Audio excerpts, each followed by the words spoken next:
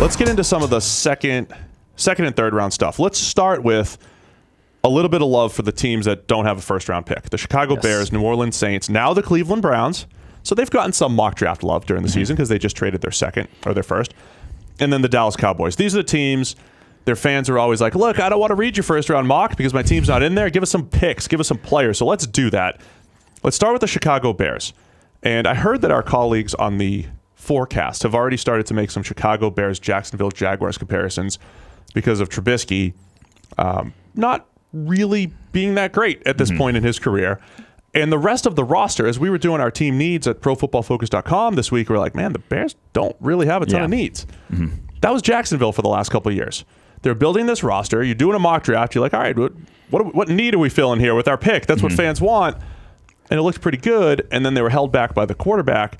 Chicago could be dangerously in that territory. They hate when we trash Trubisky. So he needs to still take a step forward. But as far as the rest of the Bears roster, there's not a ton of holes, but let's find some good fits for them in that, the middle round, second, third, fourth round range. Yeah, where I would be looking is probably the secondary. Lost, 2 players on the back end this offseason. I think someone like Amani Hooker out of Iowa would be perfect for them in terms of his versatility to play safety and also slot cornerback in that defense. Would come in and replace Bryce Callahan. I think it could play that role right off the bat. I think, to me, he could be there in the third for them. I'm not going to say he will be, but I think that's about where he'd be probably offering the most value. So I'd be looking for, if I'm the Bears, immediate impact player, because, they're basically all in. You don't take 2 first rounders for Khalil Mack if you're not all in for these next couple seasons where you're not going to have a first rounder unless you want, a complete roster. So get a guy at a position of need that can make an impact right away. That could either be that cornerback position or just another pass rusher, because obviously in third down packages, you can never use too many pass rushers. Leonard Floyd has not been great. Hasn't been great. This is an understatement. He's been one of the worst pass rushing edge defenders in the NFL over the course of his career. So just adding someone else to that third down package would make a ton of sense. We love some of the small school guys. Ronheen Bingham, Max Crosby, they'll definitely be there in the third, maybe even fourth. We're talking pick 87 here. That's their first pick is 87. Those guys would be great fits, I think, at that point. Right. Because we're going to have pure late third down seconds guys at this point. Max Crosby, Ronheen Bingham. Keep an eye on those guys. Potentially for the Bears, we like those guys as a fit. The New Orleans Saints, let's look at 62, I believe they're picking. They're in the 60s. Yes, 62. So their second round pick. Any potential fits there? I'm looking at some corner, Rock Yassin, maybe from Temple. People are talking about him as a top 40 guy. Do you want to continue to load up at corner if you're the Saints? Well, they obviously also need a center now with Max Unger as well. True. I think that could be Max Unger retiring. That could be where they end up going. Eric McCoy from Texas A&M. I think that's where he will end up. That'd be a good plug I don't think and play. He's in mid-second, late second. If Elgton Jenkins is there, I'd be running in my car with him because I think he's the most NFL-ready center. We'll get to that a little later, but I think more realistically, someone like Eric McCoy would be there in that range, and that's where they need someone right away. And Max Unger was not especially great last year. There was a reason why he retired. His play had slipped in recent seasons. I think Eric McCoy could legitimately even be an upgrade in terms of pass protection year one if they do. That's the route they choose to go. All right, let's go to the Dallas Cowboys, and we'll circle back to the Browns. The Cowboys, another team, they traded their first-round pick for Amari Cooper. I think that was worth the risk at that point, to get Amari, even though you have to pay him a lot more than you pay a first-round pick. Some good fits for the Cowboys. Can I give you mine? Do it. They're looking for Earl Thomas, right? They've been talking about Earl Thomas forever.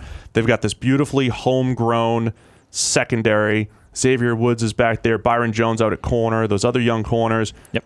What if you had Darnell Savage to the mix? And his burst and speed, a guy I think might be the best coverage safety in the class. I'm going him and Nasir Adderley, I think, are the guys that are going to be our top 2 safeties when it's all said and done, when we sort through this whole thing. And I just love what Savage brings to the table. Yeah, he can cover more ground than probably any other safety in this class, and quicker, with as much speed as I've seen in any safety coming out in recent memory. He just explodes out of a standstill, play after play after play. Now, the worrisome thing is if you're throwing Knox's way, the thing that you are worried about is the fact that they just didn't put him in a single high role at Maryland. He was playing a lot of quarters, a lot of halves, a lot of in the box stuff, and he's great coming up and making plays. So you just don't see him taking those angles on the back end to throws, making plays, whether it be from the middle of the field to the slot, that sort of thing, to the sideline.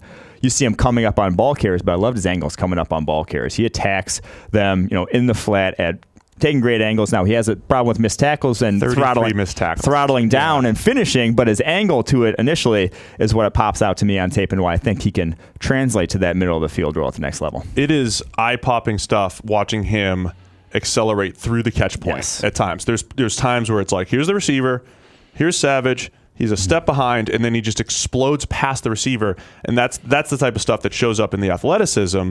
1.5, 10-yard split, which is exceptional, 4.36, 40, vertical jump, almost 40 inches, 3-cone, 7.03. All these numbers are really, really good. And again, I mean, it shows up on film. This guy is athletic, and it shows up when he is trying to find the football. Yeah, and Cowboys one of the most cover 3 heavy schemes in the NFL. A lot of press on the outside, and he can just shrink the area that those boundary corners have to sort of guard down the field. I think that'd be invaluable to the defense. I'd like him in that robber role. Yeah, I'd just anywhere in the middle short of the field. middle of the field. And compress the middle of the field because of how quickly he gets from point A to point B. And then you think about the athleticism up the middle on the Cowboys defense. Jalen Smith, Leighton Vander Esch, and him. You have 3 elite athletes patrolling that middle of the field. That's where I'd be looking if I am Dallas Cowboys. No promise that he makes it there, but if he is. Yeah, I was going to say, all that said, he's my pick as that safety that just ended up getting drafted in the first round. All right, the other team that doesn't have a first rounder is the Cleveland Browns. Traded it in the Odell Beckham trade. So they still have some needs at corner opposite Denzel Ward. Do they get another developmental offensive tackle in their, offensive tackle room or offensive line room that's all developmental tackles and Greg Robinson? Maybe there's a couple different ways they can go here. Yeah, and I think they could also add to the defensive line because while they added 2 more pieces in Olivier Vernon and Sheldon Richardson, it's still they had no depth to begin with. They were obviously shopping Emmanuel Ogbah because he's not even good depth, to be honest. So 4 across, you don't want to run them into the dirt like you did a season ago. Get some depth, get a rotation going. So I think they could really go anywhere along the defensive line. And like you mentioned, corner, safety now maybe in need with Jabril Peppers getting traded. So any one of those routes I could see. So I think someone like Juan Thornhill could come in and step in for the role that they lost in Jabril Peppers. Very athletic, very explosive in the box. I think that could be where they're going. Like I said, anywhere along the defensive line, there's just basically add talent to that D-line. I would look at Greg Little, the offensive tackle for Ole Miss, too. I think in that mid-second round range could be a good fit. A guy that surprised he's not getting more first-round sort of buzz. I am, too, because he's, traits guy, size, and former first-round ability and all that stuff. And he held up pretty well in the SEC when you watch just basically his pass pro playlist of just because that Ole Miss offense can fool you into they'll have 5 straight RPOs where he's really not pass blocking. It says it's pass play, but if you really watch his pass sets, true pass sets, he didn't lose a ton there at Ole Miss. He did not. So I think Little could be a good guy for the Browns in the second.